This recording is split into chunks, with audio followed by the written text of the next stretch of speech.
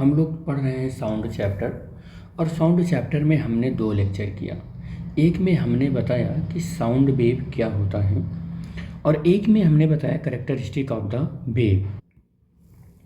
और इस लेक्चर में हम लोग बात करने वाले हैं, जैसा कि हमने कहा था कि नेक्स्ट लेक्चर में हम लोग करेंगे कि क्लासिफिकेशन ऑफ द वेव। तो आपके बुक में डायरेक्टली क्लासिफिकेशन ना लिखकर डायरेक्ट लिख दिया है कि वेव क्या होता है, और वेव को उसी हेडिंग के अंदर ही बता दिया है लॉन्गिट्यूडनल और ट्रांसवर्स क्या है। लेकिन मैंने उसको एक वेल ऑर्गेनाइज वे में लिख कर आपको समझाने की कोशिश की है कि आप वेव को कैसे समझेंगे। तो अगर मैं कहूँ कि वेव का क्लासिफिकेशन हुआ, वैसे तो वेव का कई तरीके से क्लासिफिकेशन हुआ है, लेकिन इस लेक्चर में मैं 2 तरीके से वेव की क्लासिफिकेशन पर डिस्कशन करूँगा।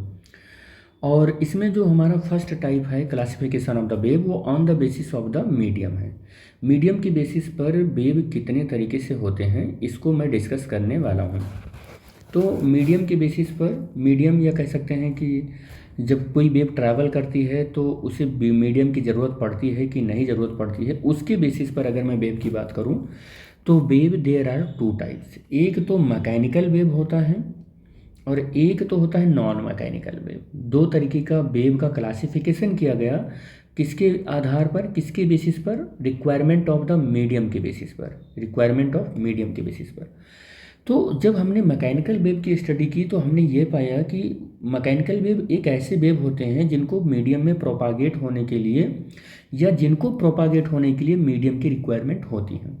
आप ऐसे भी बोल सकते हैं कि mechanical wave are those wave which is propagate with the help of the medium. Medium की हेल्प से जो वेव प्रोपागेट हो उसे हम लोग क्या बोलते हैं, उसे हम लोग मैकेनिकल वेव बोलते हैं।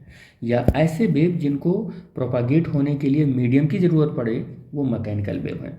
ऐसे वेव का एग्जाम्पल क्या होता है? ऐसे वेव का एग्जाम्पल जो होता है वो साउंड वेव होता है, सिस्मिक वेव होता है, ओशियन वेव होता है, जिनको ट्रैवल करने के लिए मीडियम की ज़रूरत पड़ती ही पड़ती है। बिना मीडियम के हेल्प के ऐसे वेव प्रोपागेट नहीं कर पाते हैं। याद रखना, मैकेनिकल वेव को एक और दूसरे नाम से भी हम लोग जानते हैं जिसको हम इलास्टिक वेव भी कहते हैं। यानी कि mechanical waves is known as another name that is called elastic wave. और जहाँ पर दूसरी ओर हमने मैकेनिकल वेव को वेव को क्लासीफाई किया है on the basis of the requirement of the medium, तो उसको हम नॉन मैकेनिकल बोलते हैं। तो नॉन मैकेनिकल वेव क्या होता है कि जिन वेव को ट्रैवल करने के लिए मीडियम की ज़रूरत पड़े ही ना, हम उसे नॉन मैकेनिकल वेव कहते हैं। यानी कि there are no needs for propagation to the medium. Medium को की प्रोपागेशन करने के लिए ऐसे वेव को ज़रूरत ही ना पड़े तो हम उसे नॉन मैकेनिकल वेव कहते हैं। तो नॉन मैकेनिकल वेव का अगर एग्जांपल की बात करें तो इसमें एग्जांपल हम लोग ले सकते हैं कि light wave, radio wave, X rays, microwave, infrared. यानी कि हम इन शॉर्ट कह सकते हैं कि electromagnetic waves are called non mechanical wave. Electromagnetic waves are called non mechanical waves. Electromagnetic wave जो होते हैं वो नॉन मैकेनिकल वेव्स होते हैं, नॉन मैकेनिकल वेव्स होते हैं। ठीक है। और इनको प्रोपागेट करने के लिए हमें मीडियम की ज़रूरत पड़ता ही नहीं, या प्रोपागेट करवाने के लिए मीडियम की ज़रूरत नहीं पड़ती है, इसलिए इसको नॉन मैकेनिकल वेव कह रहे हैं। ठीक है, इसलिए इसको क्या बोल रहे हैं, नॉन मैकेनिकल वेव कह रहे हैं। ठीक है। और एग्जांपल मैंने आपको बता ही दिया कि इन्हें चलने के लिए मीडियम की ज़रूरत नहीं पड़ती है। यानी कि ये वैक्यूम में भी चल लेते हैं, ये वैक्यूम में भी चल लेते हैं, लेकिन ये जो मैकेनिकल वेव होते हैं वैक्यूम में नहीं चल पाते हैं। इनको चलने के लिए मीडियम की ज़रूरत पड़ेगी ही पड़ेगी, तो ये वैक्यूम में नहीं चल पाएंगे। ठीक है। हम दूसरा क्लासिफिकेशन ऑफ द वेव अगर पढ़ें तो second classification of the wave जो हमने किया है वो on the basis of vibration पर किया है कि मीडियम के पार्टिकल जब ये वेव चलते हैं तो वाइब्रेट कैसे करते हैं, तो इनके वाइब्रेशन के बेसिस पर क्लासिफिकेशन ऑफ द वेव किया है। ठीक है। तो ये भी 2 तरीके से क्लासिफाई किया जा सकता है, एक तो ट्रांसवर्स वेव की फॉर्म में और दूसरा लॉन्गिट्यूडनल वेव की फॉर्म में। ट्रांसवर्स वेव में जब, यानी कह सकते हैं कि जब वेव ट्रांसवर्सली प्रोपागेट करता है या वेव जब ट्रांसवर्स फॉर्म में चलती है तो मीडियम के पार्टिकल्स जब ऑक्सीलेट करते हैं तो उस वेव के चलने के डायरेक्शन के ठीक परपेंडिकुलर ऑक्सीलेट करते हैं। यानी हम ऐसा कह सकते हैं कि the vibration of the particle is perpendicular to the direction of the propagation. आप देख रहे होंगे, यहाँ मैं आपको दिखा दूँ, ये देखिए, ये अगर कोई वेव ऐसे जा रही है, this is the direction of the wave, propagation of the direction of the wave, ये हमारे किसी वेव के जाने की डायरेक्शन है।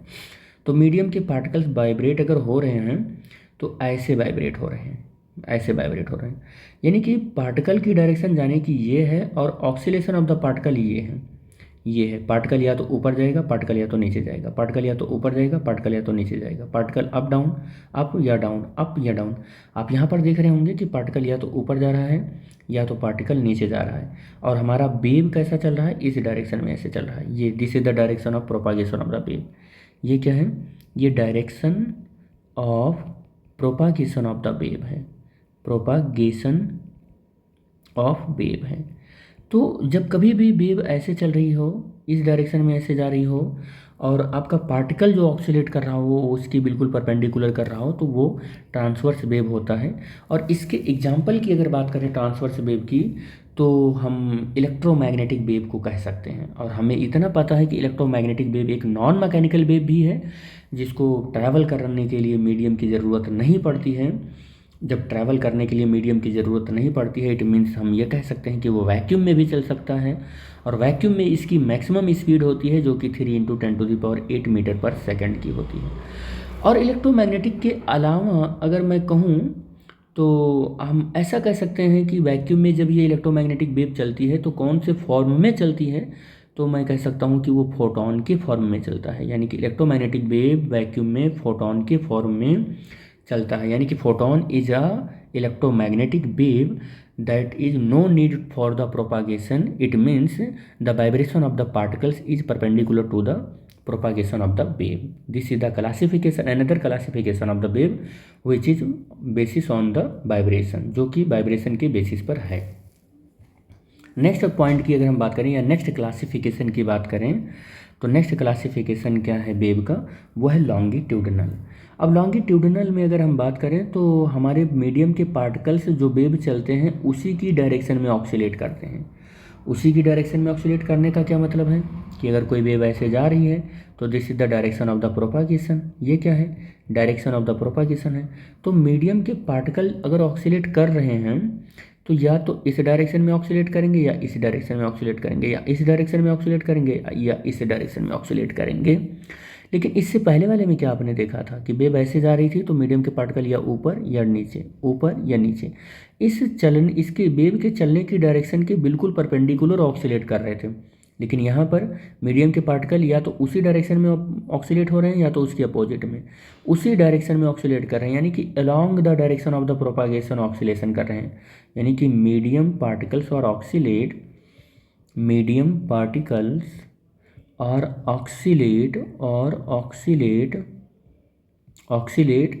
along the direction of propagation of the wave, propagation of the wave, wave के चलने के डायरेक्शन में ही मीडियम पार्टिकल्स ऑक्सीलेट कर रहे हों तो this kind of wave is called longitudinal wave. इसी को हम क्या बोलते हैं, लॉन्गिट्यूडनल वेव बोलते हैं। क्या बोलते हैं इसको, लॉन्गिट्यूडनल वेव बोलते हैं। ठीक है बेटा, समझ में आ गई बात इतनी, इसको लॉन्गिट्यूडनल वेव बोलते हैं। आगे हम लोग बात करते हैं कि क्या है, तो अगर इसके एग्जाम्पल की बात करें तो हाँ एक बात और बता दें, ट्रांसवर्स वेव क्रेस्ट और ट्रफ के फॉर्म में चलता है, लेकिन जो लॉन्गिट्यूडनल वेव है वो compression rarefaction, compression rarefaction, compression rarefaction इस फॉर्म में चलता है। कंप्रेशन वो होता है जहाँ पर मीडियम के पार्टिकल्स बहुत पास पास हो जाते हैं, रेयर फैक्शन जहाँ पर मीडियम के पार्टिकल दूर दूर हो जाते हैं, कंप्रेशन फिर वाइब्रेशन बढ़ जाता है, रेयर फैक्शन में वाइब्रेशन थोड़ा कम होता है, फिर वाइब्रेशन बढ़ जाता है। तो इस तरीके से होता है। कंप्रेशन को इन शार्ट में कैपिटल सी से रिप्रेजेंट करते हैं, रेयर फैक्शन को इन शार्ट में कैपिटल आर से रिप्रेजेंट करते हैं, जो कि फर्दर मैंने आगे किसी वेव के लॉन्गिट्यूडनल वेव के ट्रांसफरेशन में हमने सी और आर को यहाँ पर रिप्रेजेंट कर रखा है, C for compression, R for rarefaction, इस तरीके से हमने रिप्रेजेंट कर रखा है। एक बात और बता दें कि जो लॉन्गिट्यूडनल वेव होता है ट्रैवल इन रिजिड यानी कि सॉलिड मटेरियल में वो ट्रैवल कर लेता है, और अगर लिक्विड में ट्रैवल करता है लॉन्गिट्यूडनल वेव तो सरफेस पर करता है, अंदर नहीं कर पाता है, लिक्विड के अंदर नहीं कर पाता है लॉन्गिट्यूडनल वेव। ठीक है। और अगर मैं नेक्स्ट और आगे बात करूं तो अगर मैं लॉन्गिट्यूडनल की वेव की बात कर रहा हूं तो लॉन्गिट्यूडनल वेव के का एग्जाम्पल जो होगा वो साउंड वेव होगा, और साउंड वेव वैक्यूम में नहीं चल पाता है, इसे चलने के लिए मीडियम की ज़रूरत पड़ती है, यानी कि ये एक नॉन मैकेनिकल वेव है और ये मीडियम में ही केवल चल पाता है। और अगर एयर के मीडियम में बात करें 0 डिग्री सेंटीग्रेड पर तो इसकी स्पीड 331.5 मीटर पर सेकेंड होती है। ठीक है बेटा, तो इस तरीके से हमने क्लासिफिकेशन ऑफ द वेव पढ़ लिया। अब हम लोग आगे के लेक्चर में पढ़ने वाले हैं longitudinal wave travel in a gas. Gas में लॉन्गिट्यूडनल वेव किस तरीके से चलता है उस पर हम लोग बात करेंगे, लेकिन वो बात नेक्स्ट लेक्चर में होगी बेटा। Okay, thanks for watching the video, thank you.